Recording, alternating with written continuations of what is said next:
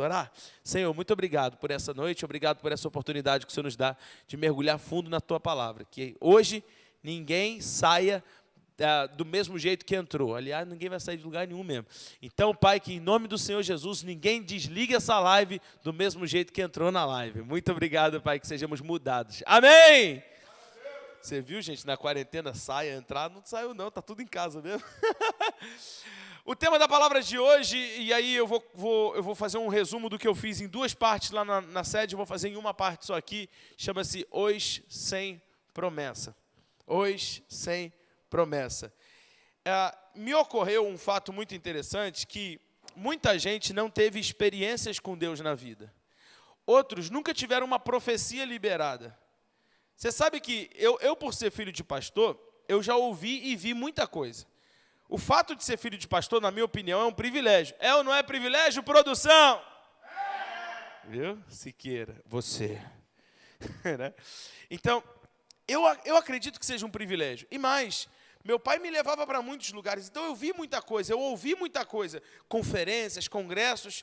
E ainda mais, quando um pastor vinha de fora pregar na igreja, de vez em quando acontecia do pastor convidado na nossa igreja ir lá e liberar uma profecia sobre minha vida. É claro que às vezes era uma profecia para valer e às vezes era o pastor convidado querendo também rasgar seda para o meu pai para ele ser convidado de novo. Eu entendo isso. De qualquer jeito eu recebia. Diga amém. Produção, diga amém. Estou com vocês aqui. Então, mas eu percebi também que tem gente que não teve esse privilégio. Tem gente que nunca recebeu uma profecia na vida. Nunca. A pessoa fala assim, pastor, mas eu não tenho chamado. Eu não tenho talento, eu não sei nem para que eu sirvo, eu não sei dançar, eu não sei cantar, eu não sei tocar. Minha família não é cristã, eu sou o primeiro cristão da minha família. Eu quero pregar para você hoje.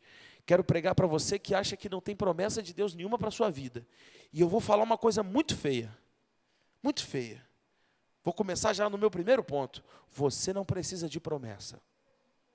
Porque o que eu quero dizer com isso é que as promessas existem, mas talvez você não saiba delas. Ou seja, vou melhorar a frase então, você não precisa saber delas.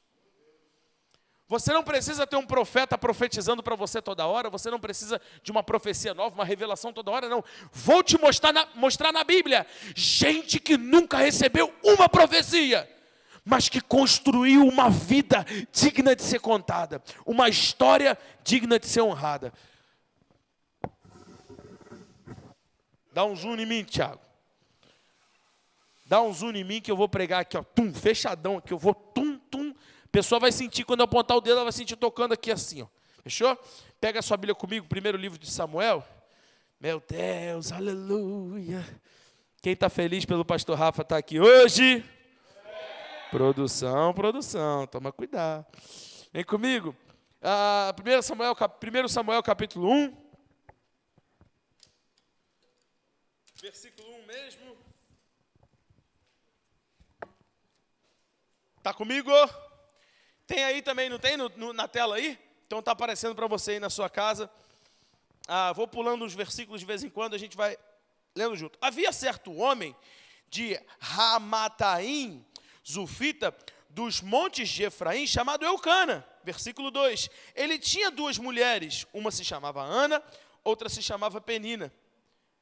Penina tinha filhos, Ana, porém, não tinha. Esse é o primeiro problema que a gente encara aqui nesse texto, é o problema da comparação. É quando você não tem e o outro tem. É quando você não consegue e o outro consegue. Eu não estou falando de inveja. Inveja é pecado, comparação não é pecado, mas te leva para o pecado. Entendeu bem? Comparação não é pecado. Até porque você pode usar isso para benefício próprio e falar, caramba, eu não consegui ainda, eu vou conseguir. Mas você pode também se comparar num sentido de se machucar, de se martirizar. Posso abrir meu coração com vocês? Recentemente, eu tenho tido muita dificuldade de exercer meu ministério musical. Vou até aproveitar que a nossa live da filial, provavelmente tem mais irmãos da filial assistindo, não da sede, aí ninguém vai ficar sabendo, brincadeira. Mas eu tenho sentido muita dificuldade de exercer meu ministério musical. É doideira, Naaman. Eu pego o violão para compor e na mesma hora vem um sentimento de, para que eu vou compor? Tem tanta coisa boa aí já? Já sentiu isso? Tipo, para que eu vou fazer? Já tem gente fazendo. Esses dias a Elevation, junto com a Carrie Job, lançaram uma música nova, chamada A Benção, The Blessing. E eu dei a sorte de abrir o YouTube no dia que eles lançaram, eles tinham acabado de lançar, não devia nem ter 1000 e poucas visualizações, eu cliquei, assisti, e eu fui tão tocado por aquela canção que eu chorava na sala. E eu falei, cara, eu vou fazer uma versão dessa música. E aí eu sentei no sofá, peguei o violão, e quando eu dei o primeiro acorde, veio aquele sentimento, para quê? A Nívia Soares vai lançar uma versão daqui a pouco mesmo, o Gabriel Guedes também, daqui a pouco fulano, e a minha versãozinha vai ficar lá no YouTube com 500 visualizações. Para que eu vou fazer esse negócio? Já sentiu isso, Marquinhos? Assim, para que eu vou fazer esse negócio? E eu falei, não, deixa quieto. Aí minha esposa falou, amor, você tem que fazer. Aí no outro dia eu peguei o violão de novo. E pior, Arielle, é que eu tenho a faca e o queijo na mão. Porque os editores responsáveis pelos direitos autorais da Elevation e da Carrie Job no Brasil são meus padrinhos de casamento.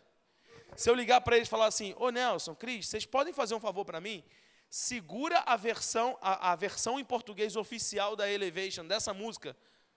Porque aí o que eles fazem? No YouTube ninguém pode gravar ela em português durante um tempo, até eu lançar a versão oficial. Foi o que foi feito com Ousado Amor, do Isaías Saad, lembra? Que a versão dele, que todo mundo tinha versão, mas todo mundo, de repente ele lança, bum! Por quê? Porque ele foi endossado como a versão oficial no Brasil. E eu podia fazer isso. Mas para que... E acabei que eu não fiz. Aí, ontem eu acho, a Nívia e o Gabriel Guedes juntos fizeram a versão e lançaram. Eu fiquei, E eu estou abrindo de verdade com vocês. Me parece que a gente começa a se comparar, não é? E não é bem um se comparar, tipo, olha o que eu faço, o que ele faz é melhor. Não, mas é tipo assim, já tem gente fazendo. O que eu posso acrescentar de bom? Eu estou aqui essa noite para pregar para você e para mim ao mesmo tempo. E aproveitar para orar por mim e declarar que isso não tem poder sobre a minha vida. A comparação não tem poder sobre a sua vida. Olhar Penina tendo frutos não impede você de ter frutos, ter filhos, né? E eu vejo muito a nossa adoração como uma grande mesa, com muitos filhos, e os filhos maduros devem sempre, anota isso, tá? Porque a galera toda que está aqui é a galera da criatividade, a galera do louvor, a galera da mídia, então anota isso. Todo filho maduro deve sempre trazer algo à mesa. O filho que não traz algo à mesa, que ele só vem para comer, é o filho imaturo, é o novo convertido, ele nem sabe, ele vem para o culto e só recebe. Esse é o filho imaturo. O filho maduro sempre tem que trazer algo à mesa. E eu sei, você já deve ter vivido isso numa festa de Natal da igreja, de algum lugar, está todo mundo com chesta e você chega com uma farofinha. E você fica até meio... Aí você vai lá, bota a farofa em volta do chester do outro irmão, e alguém pergunta, o que você trouxe? A farofa que está nesse chester aí. Mas mesmo que seja um prato simples, não se compare, não tenha medo. A gente também precisa do que você tem para oferecer. Pastor, mas eu só sei varrer. Legal, a gente precisa. Pastor, mas eu só sei... A gente precisa, ok? Diga amém. Então, aqui tá já o primeiro começo, o primeiro problema de Ana, se comparando. Vamos continuar o texto? Todos os anos esse homem, versículo 3, subia à cidade de Siló para adorar e sacrificar ao Senhor dos exércitos. Lá, Ofni e Finéias, os 2 filhos de Eli, eram sacerdotes do Senhor. No dia que Eucana oferecia sacrifícios, dava porções à sua mulher Penina e a todos os filhos dela. Mas a Ana dava uma porção dupla, porque a amava, apesar do Senhor ter deixado ela estéril. Versículo 6. E porque o Senhor tinha deixado ela estéril, sua rival a provocava continuamente a fim de irritá-la. Aquele sorrisinho de canto de boca, aquele... Olha ele, está cantando lá.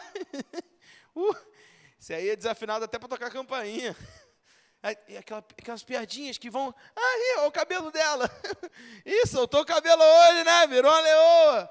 As piadinhas que começam a te... Continua comigo. Versículo 7. Isso acontecia ano após ano. E sempre que Ana subia à casa do Senhor, sua rival provocava. E ela chorava e não comia. Olha o texto. Sempre que ela subia à casa do Senhor. De acordo com esse texto, Penina não provocava Ana sempre. Penina provocava Ana porque ela ia para a casa do Senhor. Quando ela ia para a casa do Senhor, quando ela encontrava propósito. Olha só que interessante. Vamos continuar, versículo... E aí eu fecho aqui para a gente ir para a nossa palavra. Fecho a leitura. Versículo 9. Certa vez, quando terminou de comer e beber em Siló, estando o sacerdote Eli sentado na cadeira junto à entrada do santuário do Senhor, Ana se levantou e com a alma amargurada, chorou muito e orou ao Senhor. E aí, eu quero parar aqui no seguinte. Eu fico tentando imaginar a amargura no coração dessa mulher. A dor no coração de ver Deus fazendo tanta coisa na vida de tanta gente, mas não fazendo na vida dela. Deus, quando é que vai chegar a minha vez? Quando é que vai chegar a minha chance?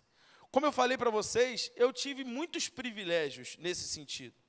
E eu quero pregar hoje para quem não teve esse tipo de privilégio. E eu quero dizer que você não é menos importante porque você não teve esse privilégio. Pelo contrário, você pode... se você comparar a história, Ofni e Finéias tinham tudo para dar certo. Eles eram os filhos de pastores. Eles eram os filhos do pastor. Eli era sumo sacerdote, Ofni e Finéias eram sacerdotes. Quando Eli morresse, Ofni seria o novo sumo sacerdote. Ou seja, eles tinham a linhagem sacerdotal jogando em favor deles. E, gente, o que você tem que entender é que não é que apenas o pai de Ofni e Finéias era sumo sacerdote, mas o avô também, e o bisavô também, e o tataravô também. A família inteira deles era uma família de levitas. Você pensa numa família, o cara nasceu no berço de ouro, tem tudo para dar certo, e deu errado.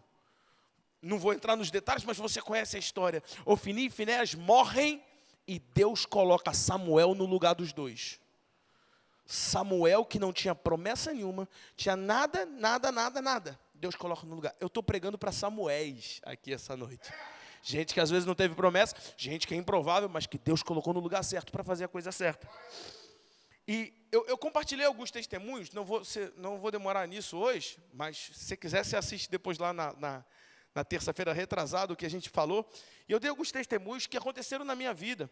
Eu estava falando sobre a Nívia agora, contei o testemunho de uma vez que a Nívia parou um evento que ela estava fazendo, ela desceu do palco, desceu lá do altar, e ela pegou assim na minha mão e falou assim, Deus está me falando desde o começo do culto para eu parar tudo e falar com você.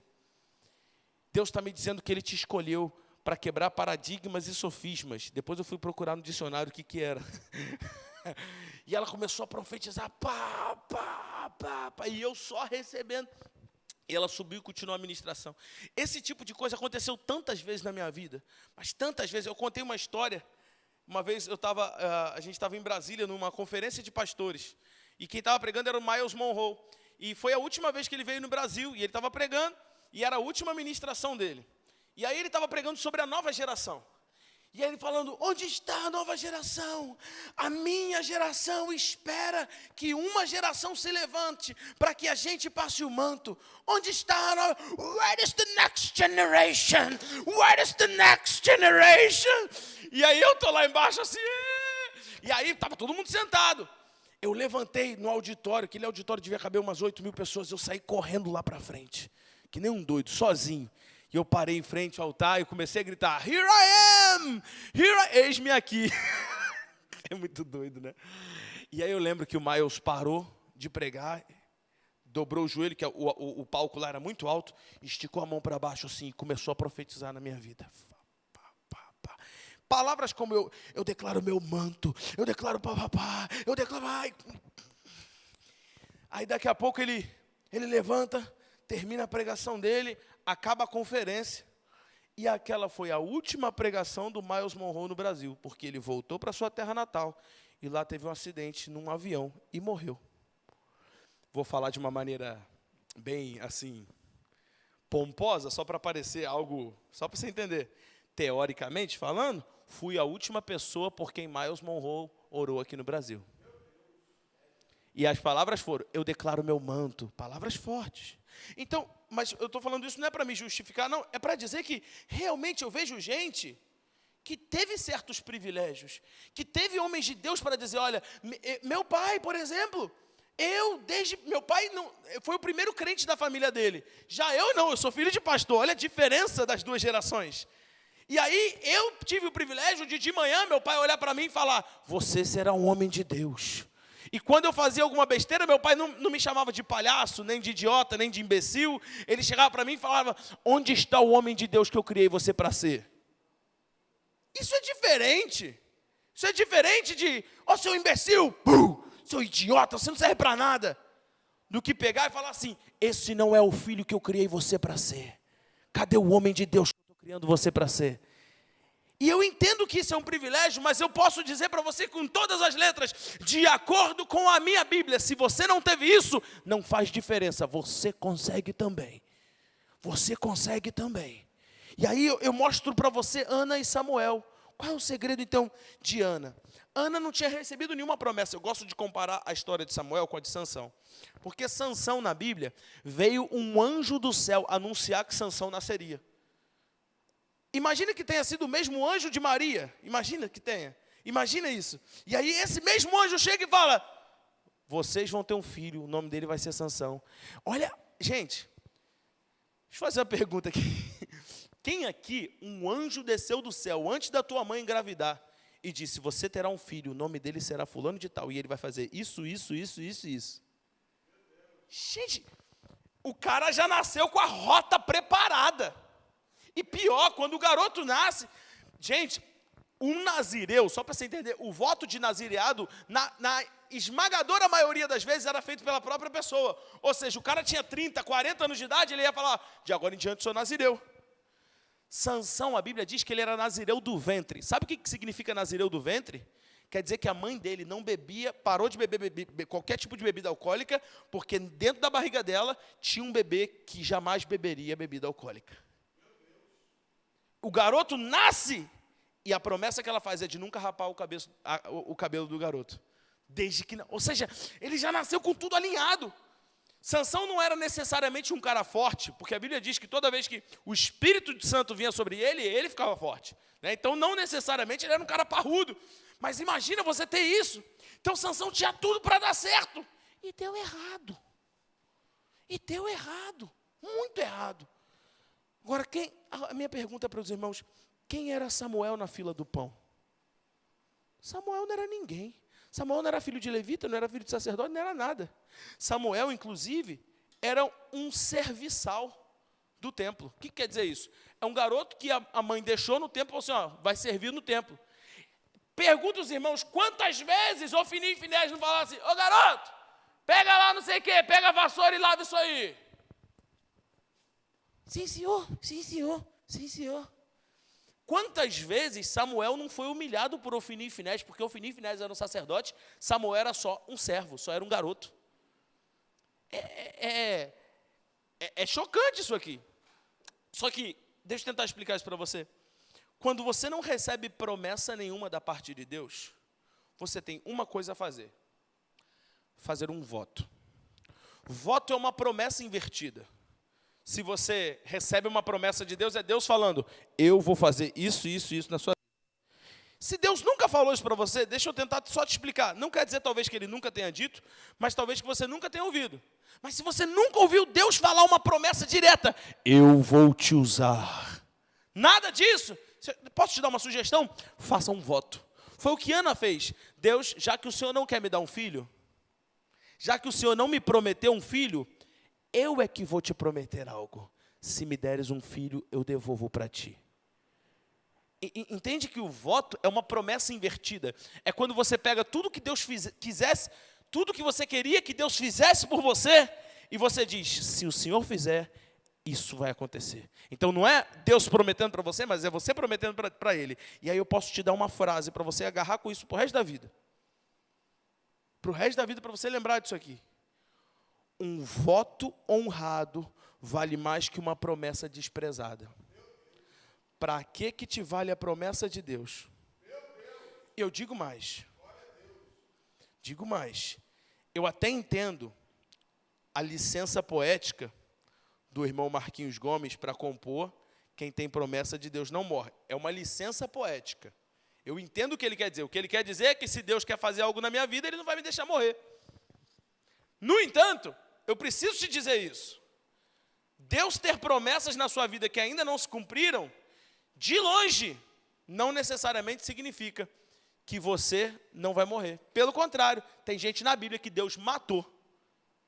Ofni e Finéias foram mortos na guerra, por quê? O próprio Deus permitiu. E por que Ofni e Finéias morreram? Eles tinham a promessa de serem os próximos sacerdotes. E aí, quando Deus fala com Eli, a palavra que Deus usa é: me arrependo de ter prometido que sua família inteira continuaria na linhagem. Hoje eu tiro a sua família da linhagem sacerdotal. Se é, eu não sei, a Bíblia não mostra, mas se é que Eli tinha algum neto, esse neto não poderia jamais ser sacerdote. Ofni e Finéias, se tivessem filhos, se tem filhos, não sei, não poderiam ser sacerdotes. Deus arrancou a família deles de dentro da promessa. Deixa eu tentar te explicar isso também. Promessa não é uma coisa pequena que Deus coloca dentro da gente. Promessa é uma coisa grande que Deus coloca a gente dentro dela. Então, promessa é como esse salão, onde Deus me coloca, e se Ele quiser, Ele também pode me tirar. Entende que a promessa não mudou. Quem mudou foi eu de lugar. Deixa eu dar esse exemplo rapidinho. Eu nem dei esse exemplo na pregação. Você vai trocar meu microfone, Vitão? Vem cá, então. Corre aqui. Sobrou para você. Abre um zoom um pouquinho aqui. Tem que abrir bastante, né? Eu e Vida aqui. Agora tem que abrir muito. Segura assim, ó. Assim para mim. Isso, fora de você. Entende o seguinte. Deus não tem um plano para a sua vida. Ele tem um plano. De acordo com a palavra, se nós não clamarmos, as pedras clamarão. Isso significa que, se eu não quiser o plano de Deus para a minha vida, o plano de Deus para? Não, continua. Funciona tudo do mesmo jeito, como se nada tivesse acontecido. Só que Deus vai usar outra pessoa. Então, a mira de Deus... Espera aí. Vem cá, Naamã. Segura aqui. Aqui. Fica bem aí, Naamã. Bem aí. A mira de Deus é na palavra dele. Se ele declara, ele cumpre. Eu vou fazer isso. Ele sempre vai cumprir a palavra dele. É simples assim. Agora imagina que Deus está mirando aqui. Eu vou fazer o que me apraz. Eu vou cumprir o que... E quando ele vai soltar essa flecha, sabe que a flecha é o cumprimento da palavra profética. Deus está mirando aonde? Na palavra. E de repente, Naamã se coloca na palavra. Pode virar para mim, fica até mais bonito. Mas na palavra. Assim, sim. É quando você se posiciona de um jeito que Deus vai fazer cumprir a palavra dele. Mas vai ser através de você. Por quê? Porque você se posicionou na palavra. Então, chega um pouquinho para lá. Se Naamã não se posicionar, a palavra vai se cumprir do mesmo jeito. Agora, se Naamã se posicionar, todo o poder que essa palavra tem para ser cumprida, atravessa ele. Passa através dele. E aí eu estou dizendo de pessoas que às vezes nem têm chamado. Imagina que Deus está aqui e fala assim: vem fulano, eu quero te usar. Falando, vem ciclano, quero te usar. Já que vocês não querem ser usados, eu vou cumprir minha palavra mesmo assim. Quando Deus vai soltar a flecha do cumprimento da palavra, pum! E quem que entrou? Esse garoto. Não tem tu? Vai tu mesmo. Fala. Vai tu mesmo. Vai tu mesmo. Eu estou pregando para a gente aqui essa noite, que não é filho de pastor, que não nasceu em berço de ouro, que não teve todas as oportunidades, mas resolveu se posicionar na palavra. E se Deus tiver que fazer algo nesse bairro, nessa cidade, vai passar por você também. Você crê nisso? Vamos aplaudir Jesus, pessoal da produção aqui. Você que está em casa, coloca aquele emojizinho da palminha assim, ó. Meu Deus. Meu Deus. Em Mateus 21, não vou ler agora, Mateus 21, 28, anota aí na sua casa. Jesus conta a parábola dos dois filhos. A parábola dos dois filhos é assim: um pai tem dois filhos, ele chega para os dois e fala assim: vão trabalhar no campo. Aí o primeiro diz: não vou. Vai embora chateado, não vou. Só que ele sente um peso no coração e acaba indo, ele resolve ir. O segundo diz: claro, pai, claro que eu vou te obedecer de todo o coração. E quando ele está indo, ele sente uma preguicinha, vira no caminho e não vai. E aí Jesus pergunta: qual dos dois filhos fez o bem? Aquele que disse que não ia, mas no fim foi? Ou aquele que disse que ia e no fim não foi? Todo mundo concordou que foi aquele que disse que não ia, mas no final foi. Porque a promessa não importa, o que importa é a atitude. Você prometeu que vai, mas não vai? Agora você falou, eu não vou não, esse negócio de crente, igreja. Mas de repente você ouviu a palavra e aquilo te tocou de um jeito tão grande que você veio. Pronto. Mas não tinha promessa. Não importa que não tem promessa. Não importa que não tem revelação. Não importa. Ixi, nada disso importa. Meu Deus do céu, Jesus. Deixa eu continuar no texto de Samuel.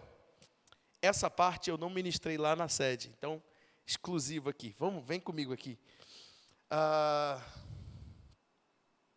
Você conhece a história? Só para a gente continuar aqui. Versículo 13 diz assim: como Ana orava silenciosamente, seus lábios se mexiam, mas não se ouvia a voz. Então Eli pensou que ela estivesse embriagada. E disse: até quando você continuará embriagada? Abandone o vinho. Ana respondeu: não se trata de vinho, meu senhor. Sou uma mulher muito angustiada, não bebi vinho nem bebida fermentada. Eu estava derramando a minha alma diante do Senhor.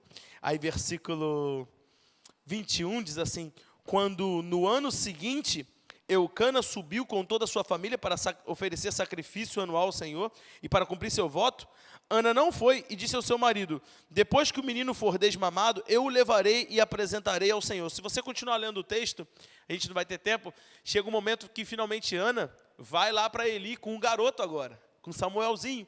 E quando ela chega, ele fala: que garoto é esse? E ela diz: por esse menino é que eu orava. Olha o valor do voto. O voto, voto honrado vale mais do que promessa desonrada. Deus pode ter 1000 promessas para a sua vida, filhão. Mas se você não cumpre o voto que você fez com ele, de nada vale. E comparando isso com Sansão, antes de eu continuar na história de Samuel, para a gente fechar. Mas comparando isso com Sansão, Sansão tem uma história muito diferente, porque existia promessa, mas não existia voto. No caso de Samuel, existia um voto de Samuel com o Senhor, mas nunca teve promessa de Deus para Samuel. No caso de Sansão, havia muitas promessas de Deus para Sansão, mas nunca houve dele um compromisso, um voto real com Deus. E aí, é só você observar as histórias de Sansão. Sansão, para quem não sabe, Dalila não foi a primeira esposa de Sansão. Sansão já havia se casado com outra filisteia, inclusive.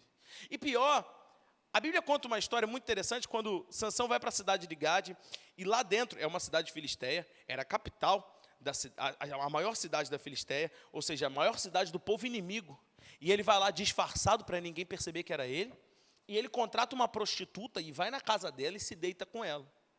De noite, ele acorda, creio eu, até que despertado pelo Senhor. E ele resolve ir embora, porque ele fala: e se me trancarem aqui? E se me atacarem aqui, me pegarem desprevenido? É melhor eu ir embora. E ele vai embora no meio da noite. E a Bíblia diz que quando ele chega diante do portão da cidade, um portão imenso, o portão está trancado, porque haviam descoberto que ele estava lá, e trancaram o portão da cidade. A Bíblia diz que o Espírito do Senhor veio sobre ele, e ele ficou forte de novo. Agora eu penso, gente, é muita misericórdia de Deus com Sansão. Porque Sansão estava em pecado. Gente, Sansão, se duvidar, não tinha tomado um banho daquilo ainda. Ele ainda estava com a roupa amarrotada, ainda estava com o cheiro daquela prostituta na sua roupa.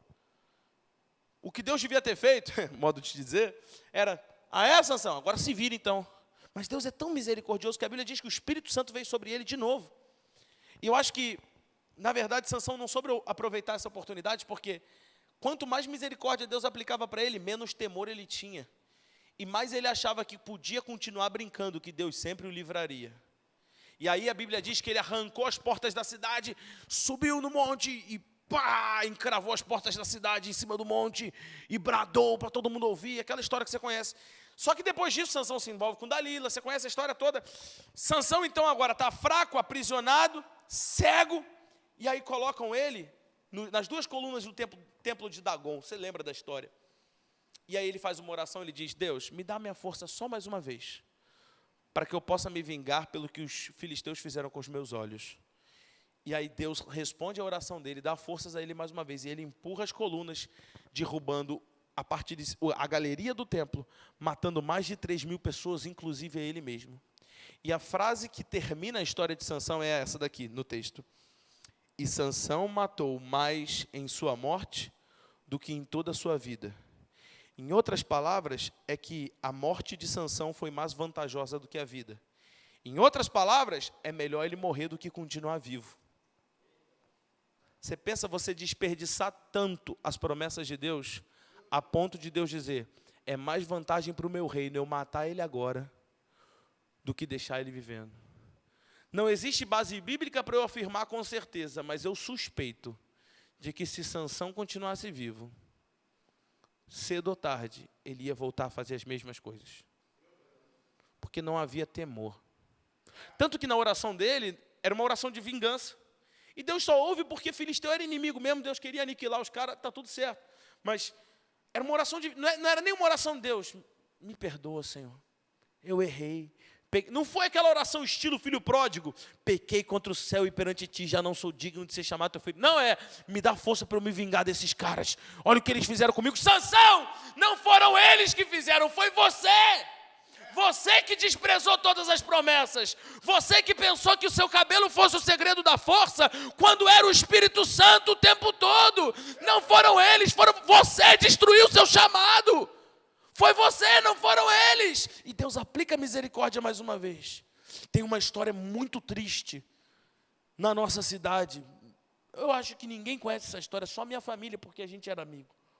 De um pastor conhecido, renomado, que ele faleceu, ele morreu num acidente de carro. E todo mundo honrou muito ele, todo mundo fez festa para ele, e o funeral dele foi a coisa mais linda do mundo, e todo mundo celebrou muito e tal. Isso, não precisa nem pensar que você não vai saber, eu era garoto pequeno, eu nem vi essa história, eu ouvi depois de crescido, tá? Então você não vai nem saber. E todo mundo celebrou e tal, foi um herói da fé, só que a minha família, por ter intimidade, a gente sabe que ele morreu indo se encontrar com uma amante.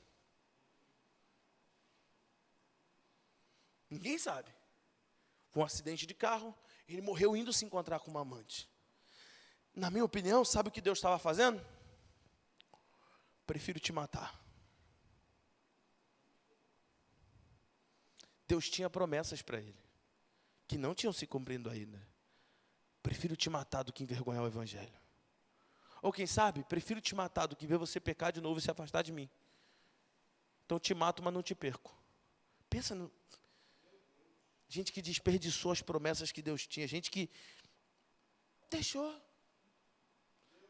Não deixa essa falta de temor pegar você também. Essa ideia de que não, Deus vai acertar as coisas. Deus vai... E o tempo está passando. Você não tem mais 15, você não tem mais 20, você não tem mais 30. O tempo está passando e todas as promessas que Deus tinha para você não estão se cumprindo. Mas por quê? Porque Deus não... Não. É posicionamento seu.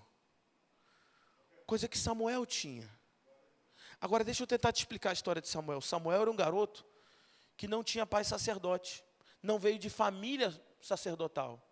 Mas a Bíblia diz que ele dormia. Eu posso até ler o texto com os irmãos? Deixa eu ver se dá tempo da gente ler. Capítulo 3, versículo 1. A Bíblia diz: o menino Samuel ministrava perante o Senhor sob a direção de Eli, e naqueles dias raramente o Senhor falava, e as visões não eram frequentes.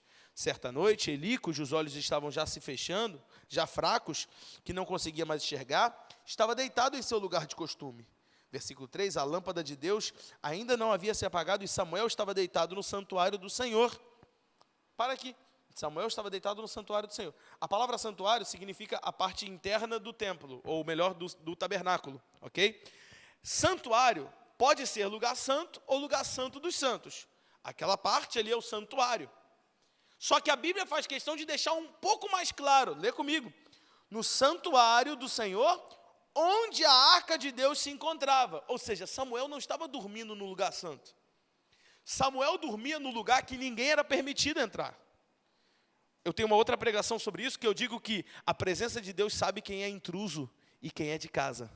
Quem só tá usando a presença de Deus para se promover, e quem, na verdade, tem intimidade com a presença de Deus. É por isso que Samuel podia entrar onde Ofni e Finéias jamais poderiam entrar. Ofni e Finéias seriam fulminados no lugar que Samuel costumava dormir e roncar. Samuel... Nesse lugar de conforto e descanso, é o lugar mais perigoso do mundo para quem não tem intimidade com a presença. A presença de Deus é a coisa mais mortal desse mundo. Você não pode brincar. Inferno, Satanás. Não. A presença de Deus é a coisa mais mortal desse mundo. Pergunta para Urias como é que foi colocar a mão no... Não, Como era o nome? Urias? Urias era de Batseba. Uzias, como é que foi colocar a mão na arca do Senhor? Pergunta para ele como é que foi. Como é que foi? Não foi. Pergunta para Ananias e Safira como é que foi brincar com a presença de Deus. Pergunta para eles. Não, estamos aqui, aleluia, que benção. Então, aí eu quero te explicar o seguinte, Samuel não tinha exemplos. Ele não tinha para onde se basear. E pior, até na casa de Deus, porque ele estava no templo. Ele era corrupto porque deixava os filhos se corromperem e não corrigia os filhos. Então, Samuel olhava tudo aquilo, então ele tinha que ter um lugar na presença. Ele tinha que ter algo que os outros não tinham, então ele buscava mais. Deixa eu pregar para você isso aqui. Eu tenho uma mensagem chamada Quero Ser Encontrado Fiel. Coloca no YouTube, Rafael Ramos, Quero Ser Encontrado Fiel. Eu preguei numa igreja em Londrina, você vai ver a mensagem inteira. Rafael Ramos, Quero Ser Encontrado Fiel. Depois dessa mensagem, você coloca lá para você ouvir. E aí eu prego sobre a nossa vida, as gerações são como uma corrida de revezamento. A geração passada passou o bastão para mim. Eu preguei no Revo Intense, quem estava lá ouviu. Passou o bastão para mim. E eu vou passar o bastão para os meus filhos. Só que numa corrida de revezamento, se um atrasa, todo mundo depois dele paga o preço. Agora, a verdade é que a nossa vida tem diversas áreas. Então, quem sabe a sua vida financeira é uma bênção, porque seu pai, seu avô, seu bisavô se esforçaram muito. Tem uma empresa grande e hoje você tem uma boa situação financeira. Olha que legal. Só que às vezes a vida espiritual não, é o contrário. Seu pai, seu avô, seu bisavô foram fracassados espiritualmente falando, nunca conheceram Jesus e você é o primeiro. Ou seja, com certeza absoluta, em alguma área da sua vida, você deve ter recebido um bastão atrasado. Então, vou dar outro exemplo. Talvez vida financeira maravilhosa, vida espiritual maravilhosa, mas quando você olha para o casamento dos seus pais, foi destruído. Ou seja, nessa área do relacionamento, o bastão que eles passaram para você não foi um bom bastão. E pior, tem gente que tem em diversas áreas esse atraso. Às vezes, gente, eu falo com os meus jovens lá, como é que você se sente quando você sai do salgueiro, quando você sai do amendoeira, quando você sai do Culubandê, quando você sai de qualquer lugar, não estou falando que é ruim não, mas qualquer lugar de São Gonçalo, e você vai fazer uma entrevista de emprego na Barra da Tijuca. Como é que você se sente? Você senta lá, e aí senta do seu lado um branquelo engomadinho, e deixa cair sem querer no chão, e deve ter sido de propósito, a chave da BMW. Ai, desculpa que caiu aqui. Daqui a pouco o telefone do branquelo toca, e ele atende. Hello, oh, nice to meet you, oh, how are you? E começa a falar inglês, e você está ali tipo... Oh, querido, onde é o banheiro, por favor, para eu esconder minha cara e fugir pela janelinha? É sério, gente. Concorda ou não concorda comigo que às vezes a gente olha para outros e fala assim, caramba, esse cara é privilegiado, eu não tenho isso. Eu não tenho o privilégio que ele teve. Quer ver só outra coisa? Tem gente que começou a trabalhar cedo. Por quê? A família não daria conta de bancar uma faculdade.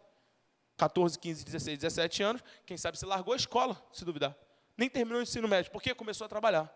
Alguns por necessidade, outros por conveniência, só para poder comprar uma calça, comprar um celular, comprar um negócio tal, e depois você viu que não valia a pena, que dava para você ter estudado, sei lá. E pensa nisso aqui, e daí o bastão foi passado atrasado para você. Estou profetizando sobre a sua vida. Você vai correr uma corrida tão linda. Deus vai fazer seus pés como os da corça. Você vai correr tanto, que o que foi defasado na corrida anterior, você vai dar como privilégio para os seus filhos. Você não é filho de pastor, seus filhos vão ser filhos de pastor. Você não é filho de missionário, seus filhos vão ser. Você não é filho de homem de Deus, seus filhos vão ser. O casamento dos seus pais não foi... Ontem a gente fez uma live de relacionamentos, e aí o casal que estava do meu lado, que estava com a gente, eles falaram, olha, nós fomos o primeiro casal da família, da história da família, a casar virgem. Até dentro da família a gente encarou piadinha e preconceito, porque a gente estava se guardando no Senhor. Deixa eu tentar te explicar isso. Ser pioneiro tem um preço caro. Porque você vai fazer algo que ninguém fez. Aí te pergunto, você consegue se inspirar em outros? Não, porque ninguém fez. Ninguém fez. E pior, depois que você fizer, outros também vão fazer, e vão fazer melhor do que você. Porque geralmente o primeiro é meio enjambrado ali, meio mais ou menos, mas é o primeiro. É caro, é igual um produto, é caro. Ah, eu tenho um exemplo bom aqui. Vê se aqui, ó.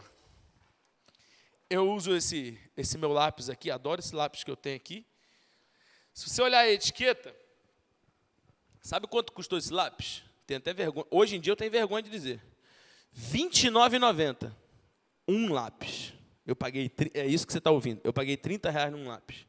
Porque esse lápis não existia. Eu nunca vi um lápis desse no Brasil. Eu vi numa papelaria gringa, eu falei, caramba, eu preciso ter esse negócio aqui. Ele é um lápis que pinta igual marcador de texto. Hoje em dia deve ter um monte disso, né? Ó. Viu?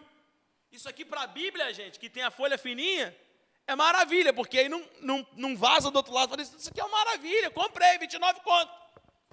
Porque ninguém tinha, em lugar nenhum tinha. Eu fui o primeiro a ter um negócio. Passou um mês, 2, 3. Nicole lá da igreja, me aparece com um kit.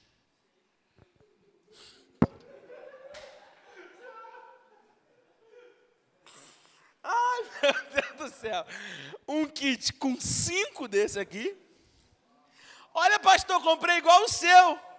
Aí eu falei assim, não é possível, igual o meu não. Não é possível. Esse aqui é importado, cara. Esse aqui, nem sei onde é que... Aqui, feito na Suíça.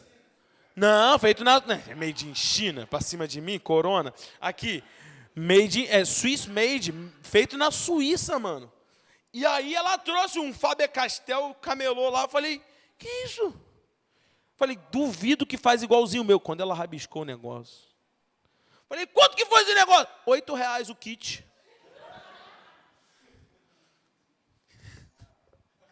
Deixa eu tentar te explicar. Se você quiser ser o primeiro a ter um casamento feliz que ninguém na tua família teve, você vai pagar um preço mais caro. Seu filho vai ter a oportunidade de comprar o Faber-Castell. Por quê? Porque você já deu exemplo para ele de como é ter um casamento feliz dentro de casa. Imagine a felicidade e facilidade que eu não tenho de ter um casamento feliz. Eu vivi isso, eu vi isso na vida dos meus pais a vida inteira. Estou falando isso com carinho. Não pense, irmão, pelo contrário, não pense que eu estou tipo me mitidando, aparecendo, mostrando as coisas que eu sei, mas que eu tenho. Não, pelo contrário. Eu estou chegando a uma conclusão que para você que não teve, você vai ter que pagar um preço mais caro. Mas não se preocupa, seus filhos vão ter o mesmo privilégio que eu tive. Seus filhos vão... É o mesmo privilégio. Caramba, meu pai e minha mãe nunca brigaram. Meu pai e minha mãe... Tudo que eu falo dos meus pais, seus filhos vão falar de você. Diga amém aí. Entendeu? Só que se você vai ser o primeiro a ter esse lápis, ele vai ser o mais caro. Depois, todo mundo vai... Sua família vai se inspirar em você. Todo mundo vai se converter. Todo mundo vai ter casamento feliz. Todo mundo vai se guardar para o casamento. Vai ser... maravilha!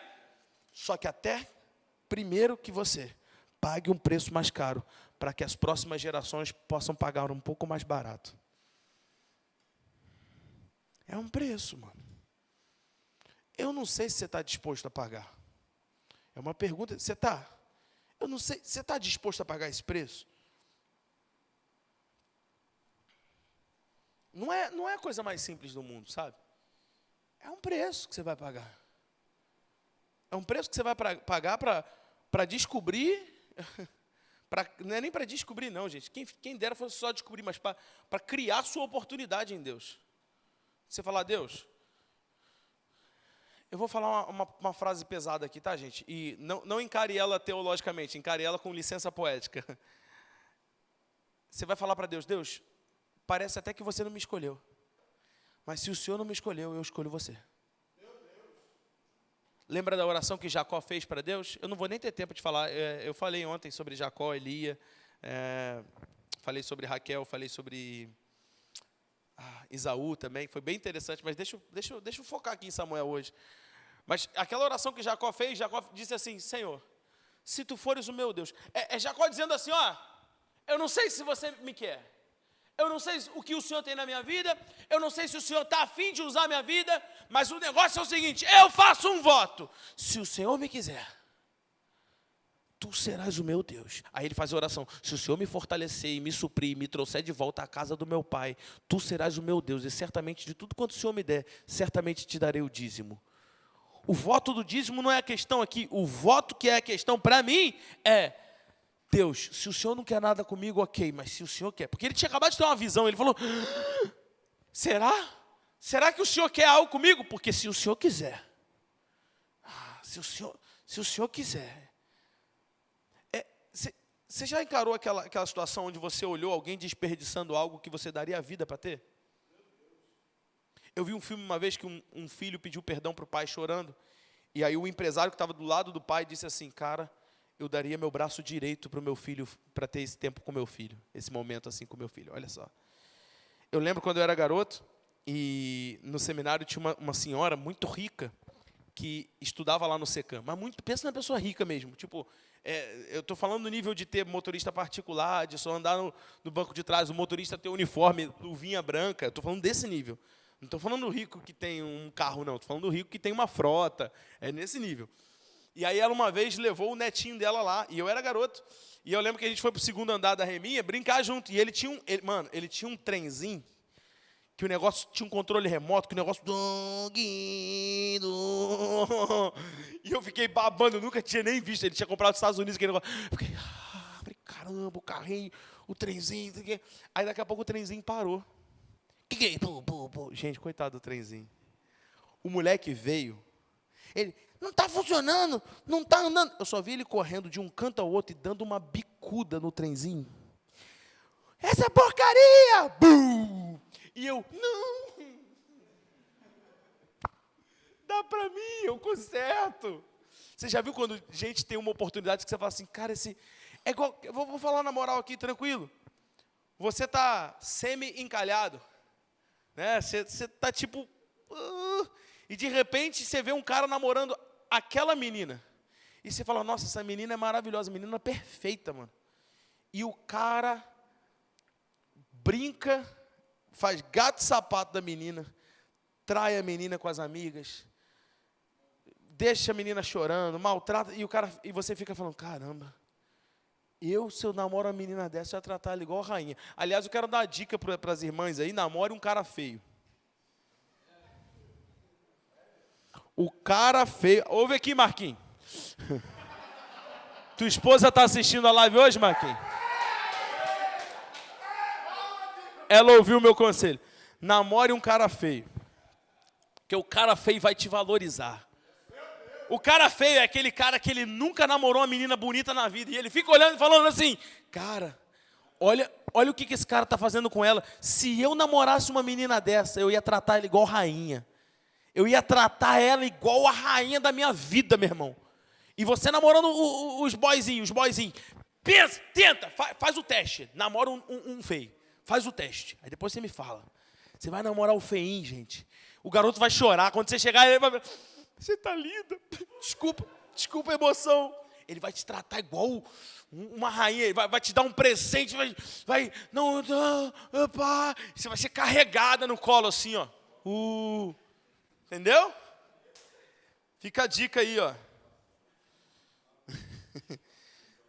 Cara, nunca teve na vida, meu irmão. Quer ver outra coisa? Eu sempre falo pro pessoal do Ministério de Louvor, para vocês aqui, vocês não precisam ouvir isso, que vocês são excelentes. Mas às vezes eu vou nas igrejas, meu irmão, que eu fico... O negócio é muito fraco, gente. Mas é fraco. E eu falo assim, é fraco por quê? Não é fraco porque não tem, porque não pode, não é fraco porque não quer. O cara não quer estudar, o cara... Aí, às vezes, já aconteceu isso. Cheguei na igreja e perguntei, gente, quem aqui aprendeu a tocar praticamente sozinho? Em casa, tal, um monte de gente levantou a mão. Os caras, tudo... Falei, e quem aqui já tentou fazer aula e não conseguiu aprender o instrumento? Aí, a igreja inteira levantou a mão assim. Quem já tentou fazer aula de violão e não conseguiu? Teclado, não, bateria, um monte de gente. Aí eu falei, vocês que tiveram facilidade para aprender um instrumento, olha para quantas mãos tem aqui levantada. E vocês ainda têm coragem de não ensaiar?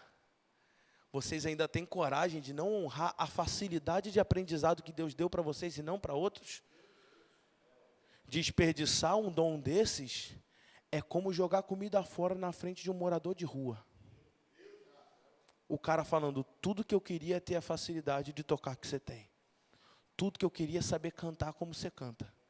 Mas você canta como ele queria cantar, você toca como ele queria tocar, mas você não tem o coração que ele tem. Você nem se esforça. É Sansão. Sansão teve as coisas tão fáceis que ele... Meu Deus... Vou fechar aqui, num detalhe aqui, a gente vai partir para o fim. Então, Samuel está dormindo debaixo da arca. Gente, eu fico imaginando essa sensação de dormir na arca, assim, ó, a arca do ladinho assim. Meu Deus do céu. Meu celular me desperta todo dia. Eu acho que quem despertava Samuel era o anjo, não é possível, gente. E aí, a Bíblia diz que de madrugada, Samuel ouve uma voz chamando ele. Você conhece a história? Vou ler com você? Não precisa, você já conhece o texto, a gente já está lendo aqui. Então, Samuel ouve alguém chamando, Samuel, Samuel. Na minha Bíblia, na maioria das Bíblias, o capítulo 3 de Samuel tem um título.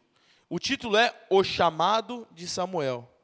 Cola aqui comigo, gente, não distrai não, eu só tenho vocês de igreja, eu só tenho vocês aqui hoje. Então, o chamado de Samuel, esse é o título do capítulo 3 na maioria das Bíblias. É quando Deus chama Samuel. Então Samuel acorda de madrugada, Samuel, Samuel. E aí, o que Samuel logo pensa? Produção, o que Samuel logo pensa? É Eli. E ele vai, Eli, você me chamou? Gente, por que Samuel pensa que é Eli? Vou te explicar por quê. Porque na maioria das vezes, a voz de Deus é absolutamente normal e natural. Na maioria das vezes, a voz de Deus é tão natural que é facilmente confundida com a voz do teu pastor pedindo para você obedecer, da tua mãe pedindo para você continuar fazendo algo, do teu pai pedindo para você parar de fazer algo, dos seus amigos te aconselhando a terminar um relacionamento. A voz de Deus, na maioria das vezes, é facilmente confundida na boca de outras pessoas. É Deus usando outras pessoas para falar com você. Só que você não consegue reconhecer. Então, o texto aqui é o contrário, eu sei. Não era Eli falando, era Deus. Mas a prova de que Deus fala tão natural. Era a tal voz de muitas águas falando aqui? Não. Porque se fosse Samuel, Samuel. Não, era tipo Samuel, Samuel, Samuel. Eli. Cuidado. Cuidado que na correria do dia a dia, você não esqueça que muitas vezes seu pastor, sua mãe, seu pai, as autoridades na sua vida, o pastor Rafael, o pastor Paulo, sua esposa, seu marido, seus filhos, seus amigos, muitas vezes eles são a voz de Deus na sua vida. E aí Samuel é chamado, e eu fecho aqui minha mensagem. A gente sempre encerra o chamado de Samuel aqui. Quando ele volta na terceira vez, você lembra do que ele fala? Fala, Senhor, porque teu servo ouve. Só que muita gente nunca parou para ler ou para pensar no que Deus falou para Samuel, quando Samuel disse isso. Samuel disse, fala, Senhor, porque teu servo ouve. Quem aqui, vai lá, vocês aí, quem aqui lembra do que Deus falou para Samuel nesse dia? É interessante porque a gente nunca para pensar nesse detalhe. Porque a gente só pensa que Samuel falou, eis-me aqui, fala porque teu servo ouve. E aí, gente, atenção, aquela era a primeira vez em muitos anos que Deus falava com alguém. E foi esse o chamado de Samuel, a coisa mais... Sabe o que era para falar? Lê o texto lá. Deus chega, Samuel fala, fala, Senhor, porque teu servo ouve. Eu acho que Samuel estava pensando, é agora, é minha chance, Deus vai me usar, Deus vai me colocar na frente, Deus vai me colocar no palco, Deus vai não sei o quê. E aí, Deus fala, Samuel, não estou me agradando do que Eli, Ofni e Finés estão fazendo. Eu acho que Samuel pensa assim, poxa Deus, você me chamou para falar dos outros? Anota então. Seu chamado nunca é sobre você, é sobre outros. Seu chamado não é sobre você.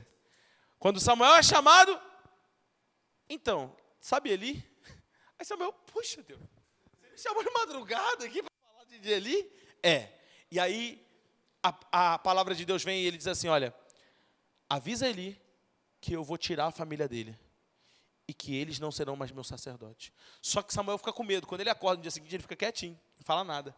E aí quando Eli encontra Samuel, a Bíblia diz que Eli conjura ele, ou seja, fala assim, conjuro-te diante de Deus, que me digas tudo que Deus falou, e não me escondas nada sob pena de ser amaldiçoado. Samuel falou, você que pediu. E quando ele entrega a palavra, ele falou, se essa é a palavra do Senhor, eu aceito. Olha, gente, olha que terrível. Que o chamado... Agora, eu queria que você entendesse uma coisa, para eu fechar essa mensagem de hoje, uma coisa que eu falei na minha primeira mensagem lá, na terça-feira, sobre o chamado. Uma coisa que eu vejo muita gente falando, pastor, eu não tenho chamado. E E quando você diz isso, você acha que você não tem chamado porque você não tem talento.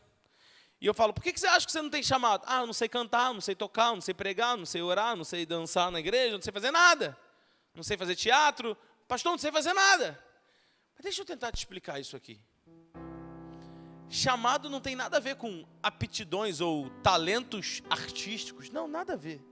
E mais, chamado é fazer o que Deus te deu na mão para fazer conforme as suas forças. Agora, quem sabe o seu chamado no momento é ser pai.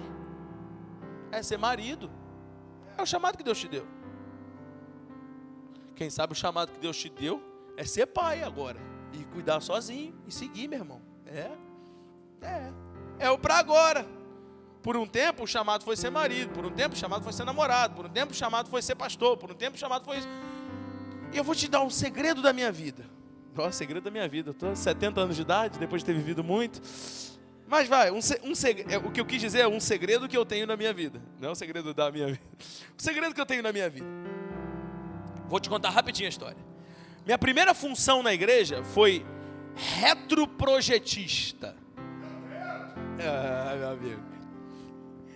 Que o meu não sabe nem o que é isso, meu irmão. Retroprojetor. Você lembra disso? Era um projetor que refletia uma luzinha assim que você botava a transparência. Mas eu era profissional naquilo. Porque as minhas transparências não eram escritas à mão, eu imprimia. Mano. E aí, quando tinha música, que era aquela música, esse é um tempo de festa, eram 3 transparências. Aí, quando uma estava saindo, a outra já... E eu fazia assim, ó.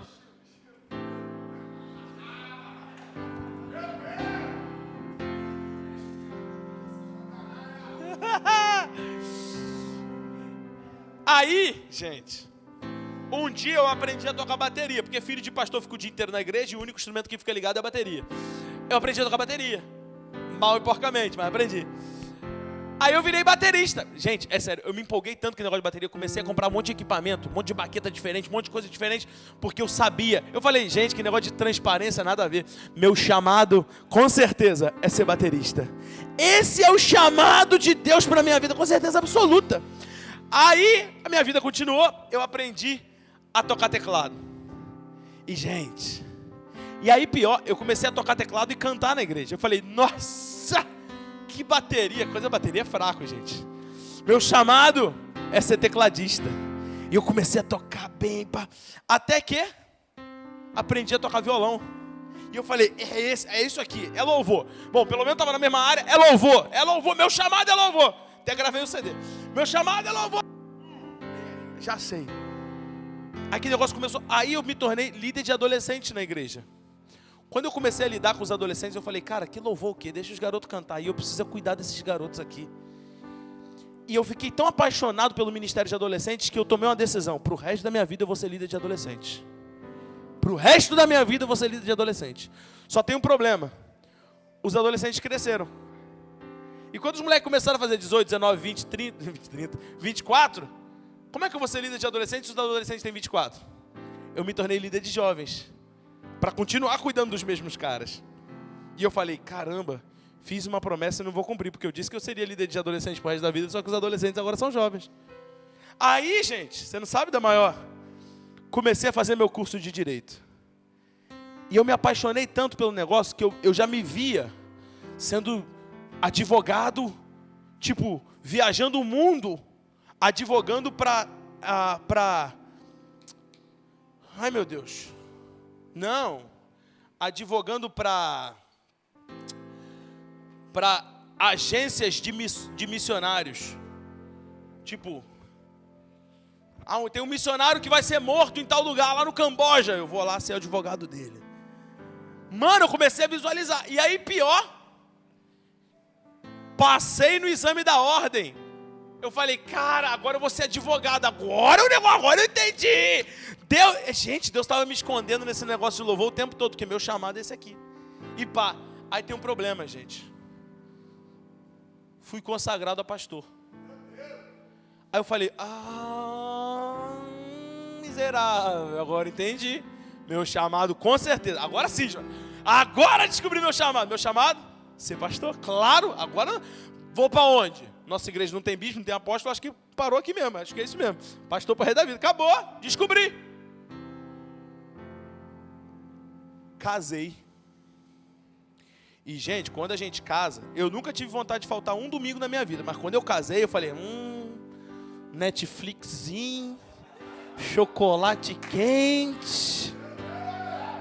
Pastor me ligando, vamos começar o culto. Não, deixa aqui, a gente está em oração aqui, culto do lar, culto doméstico. Aí eu descobri, gente, negócio de pastor nada, meu chamado é ser marido. Você sabe, vou até falar, hein, pastor Luiz, falar um negócio que uma vez meu pai falou para mim. Meu pai falou, Rafael, se a sua mãe um dia chegasse para mim e pedisse para eu escolher entre o ministério e ela, a nossa igreja estaria fechada. Porque eu sou pastor primeiro da minha família para depois ser da igreja. Meu pai falou isso para mim. Isso eu não tinha eu nem era casado. Ele falou assim, por isso você tem que escolher alguém que tope o ministério junto com você.